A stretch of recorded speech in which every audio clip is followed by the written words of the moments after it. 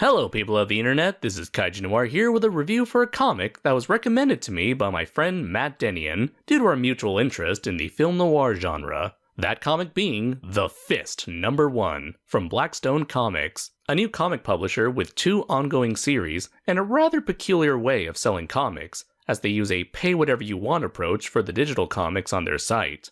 I admit I was a little perplexed by this method, though it does give the reader a greater incentive to read their books if they're willing to theoretically spend nothing for them and potentially spread the news like I'm doing right now. Either way, I dug the hell out of this book, and I've been meaning to talk about it online, and with the Kickstarter going on right now for a motion comic version of this series, I decided now was the perfect time to help promote Brandon S. Bitros's project.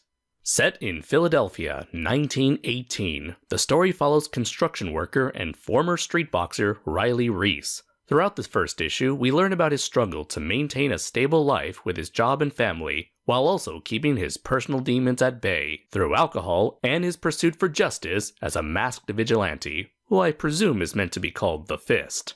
Right from the get-go, I was entrenched in the story, as the comic was already scratching that noir itch of mine, with its broken and regretful protagonist pondering over what he could have been had life not hit him as hard as it did. As the story continues, you'll get to learn of his history with violence and how it got him to where he is today, while also seeing what a decent person he is behind all the booze and blood. The fact that he's a father with a wife and child is a twist I wasn't expecting, as normally these type of vigilante stories are usually motivated by the death of a loved one, like say The Punisher or Mad Max. The idea that he has this loving family makes him a lot more sympathetic as a protagonist, and it'll be interesting to see how they will factor into his personal journey. In this issue, we're also introduced to Sasha Cheese, an independent journalist with a sullied reputation, who's trying to get to the bottom of the police department's corruption, a pursuit she's all alone in. At least, that's what she thinks. She comes off as a strong-willed reporter, similar to that of Lois Lane, though she feels a lot more down-to-earth and is someone you'd want to root for, as we the audience are already made aware of the situation thanks to the Fist.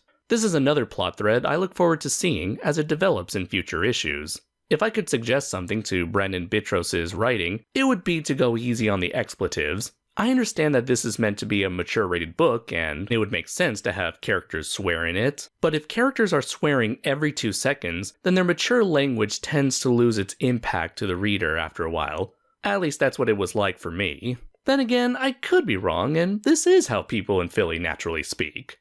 Get up, you son of a bitch! Because Mickey loves you.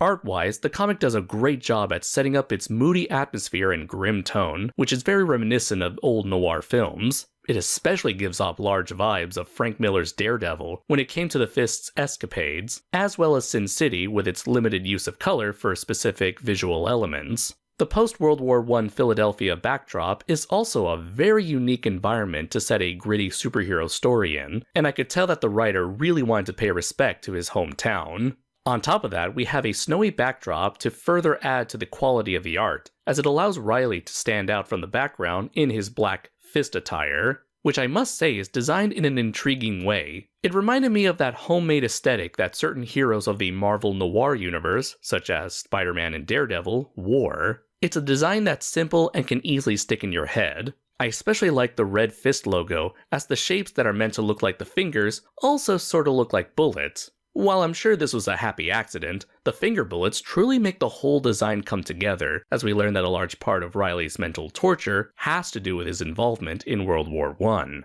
making him both a soldier on the battlefield as well as the streets of Philadelphia. I am curious what the asymmetrical eyes are supposed to represent, as they remind me of that surprised emoticon with one eye bigger than the other. I suppose we'll learn about the origins of his costume and his crime fighting as the series goes on.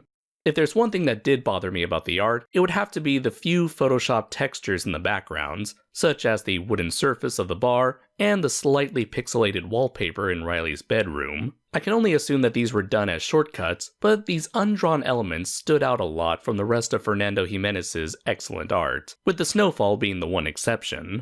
Overall, The Fist #1 is a fantastic first issue that gets right to the point and gives the reader what they need to get invested. You got a relatable and well-defined protagonist with a badass alter ego, a supporting cast of likable characters, Enough action, a cool atmosphere, and a setting unlike anything I've seen before. If you're a fan of the early works of Frank Miller, I implore you to check out The Fist, and while you're at it, give the Kickstarter a look. I give The Fist #1 a 4 out of 5. Until next time everybody, take care.